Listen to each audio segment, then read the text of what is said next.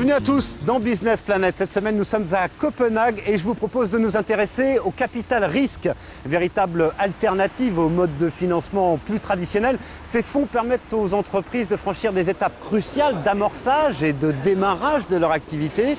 Exemple donc ici au Danemark, avec une PME qui, grâce à ce système et à des fonds européens, est devenue l'un des acteurs clés dans son domaine.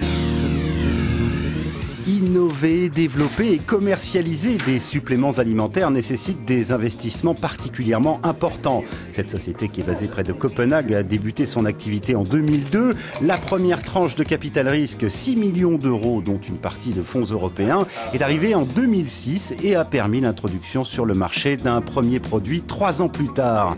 Le capital risque désigne donc des capitaux qui sont apportés à des PME souvent innovantes lors des premiers stades de développement, mais aussi, et cela a été le cas ici au Danemark, lors de phases d'expansion de l'entreprise. Celle-ci, par exemple, aura finalement ces 10 dernières années levé quelques 23 millions d'euros qui ont aussi permis un fort développement à l'international, notamment aux États-Unis, où le premier produit est actuellement en cours d'évaluation par les 30 plus importantes sociétés de suppléments alimentaires. Quand vous avez la bonne idée, il faut de l'argent pour la concrétiser.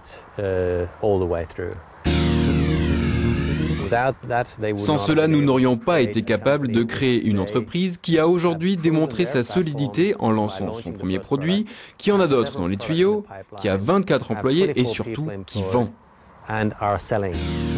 L'Union européenne, via le Fonds européen d'investissement, met des capitaux à disposition de fonds privés qui les investissent ensuite dans des PME. Le système implique certes une possibilité de perte de contrôle, mais il est efficace et souvent indispensable pour ce type d'entreprise. Si vous voulez exploiter votre potentiel au maximum, vous pouvez être contraint d'abandonner une partie du contrôle de votre entreprise. C'est ce qui s'est passé malheureusement pour Fluxom.